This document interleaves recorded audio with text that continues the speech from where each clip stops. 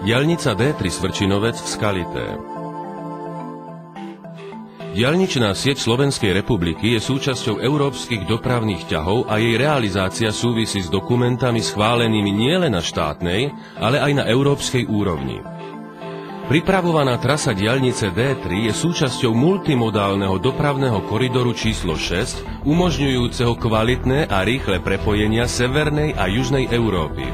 Toto dopravné prepojenie sa po dobudovaní stane najvýznamnejším severojužným ťahom cez Slovensko, ktorý by mal odľahčiť aj súčasne najzaťaženejší cestný severojužný ťah Trstená-Šavy. Diaľnica D3 sa napája na západovýchodný diaľničný ťah D1, pokračuje okolo Žiliny, Kysuckého Nového Mesta, Čadce a Svrčinovca až na hranicu s Poľskou republikou. Pripravovaný úsek Svrčinovec Skalité je 12,3 km dlhý. Navrhnutý koridor D3 bol vybraný na základe niekoľkých technických štúdií a posúdení vplyvov stavby na životné prostredie. Pri jej trasovaní sa napriek mimoriadne zložitým podmienkam pre výstavbu v maximálne možnej miere vyhovelo požiadavkám dotknutých obcí. Trasa diaľnice je vedená na svahoch údolia Čierňanky, v ktorom sú umiestnené výrazné územné líniové prvky. Rieka Čierňanka, cesta 1/12, železničná trať Čadca-Zvardoň, v počiatočnom úseku aj dôležitá železničná trať Čadca-Bohumín, Šlahorov potok a cesta 1/11. Celé údolie je zastavané takmer súvislou obytnou zástavbou, vybiehajúcou až na priľahlé svahy. Diaľnica D3 vytvorí hlavnú dopravnú tepnu a nahradí súčasnú cestu 1/12 vedúcu zo Svrčinovca cez Čierne a Skalité na hranice s Poľskou republikou a z väčšej časti aj cestu 1/11 vedúcu zo Žiliny cez Čadcu na hranicu s Českou republikou. Predovšetkým cesta 1/11 je v súčasnosti veľmi zaťažená kamiónovou dopravou, pričom trasa tejto komunikácie vedie priamo centrom obce Svrčinovec. Aj cesta 1/12 od Svrčinovca až po poľskú hranicu, vedená intravilánmi obcí Čierne a Skalité, zaznamenala napriek nevhodným technickým parametrom v ostatných rokoch výrazný nárast dopravného zaťaženia. Diaľničný úsek D3 Svrčinovec Skalité sa napája na predchádzajúci úsek D3 Čadca Búkov Svrčinovec.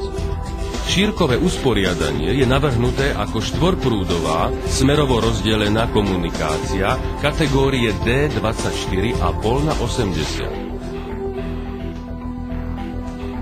Na celej trase úseku diaľnice Svrčinovec Skalité je navrhnutých 13 diaľničných mostov, 3 na križovatkových vetvách, 1 nad diaľnicou a 7 mostov na prístupových komunikáciách na stavenisko. Mnohé z týchto mostov sú z hľadiska použitej konštrukcie, umiestnenia a výšky nad terénom na slovenské pomery výnimočné.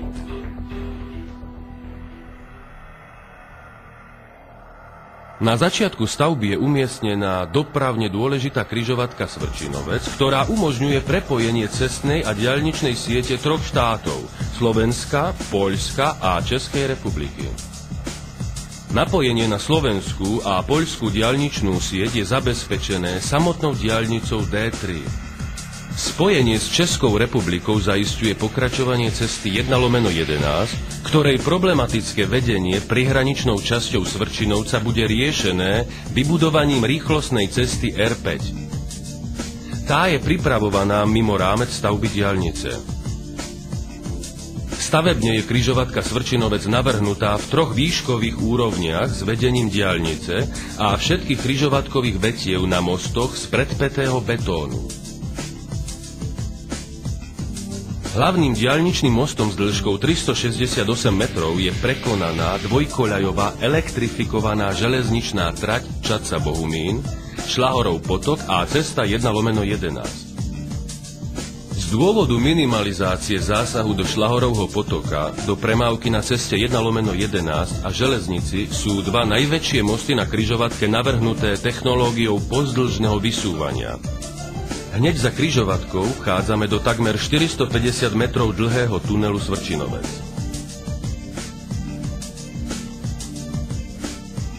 Tunel je navrhnutý ako dvojrúrový s dvoma pruhmi pre každý smer jazdy.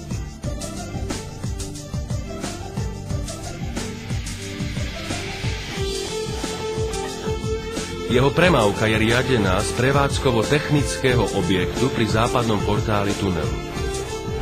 Za tunelom nasleduje úsek diaľnice, ktorý je charakteristický striedaním diaľničného telesa s mostami, križujúcimi priečne údolia prítokov Čierňanky. S ohľadom na členitosť terénu je diaľničné teleso vedené z podstatnej časti bočnými odrezmi, miestami i vystuženými. Keď pokračujeme po trase ďalej, dostaneme sa k významnému mostu Markov. Klenie sa nad údolím Markovho potoka. Je 405 metrov dlhý a 54 metrov vysoký. Nosná konštrukcia mosta je z predpätého betónu, komórkového prierezu premennej výšky, budovaná letmo a z časti na podpornej skruži. Diaľnica je za týmto mostom vedená v hlbokom záreze so zárubným múrom, ktorý v lokalite Podvršky prekleňuje jediný, ale architektonicky veľmi zaujímavý most nad diaľnicou. Nasleduje 440 metrov dlhý a 58 metrov vysoký most Vršok, ktorý prekračuje údolie Čierneho potoka. Nosnú konštrukciu mosta tvorí vysúvaná oceľová dvojrámová konštrukcia, následne spriahnutá železobetónovou mostovkovou doskou.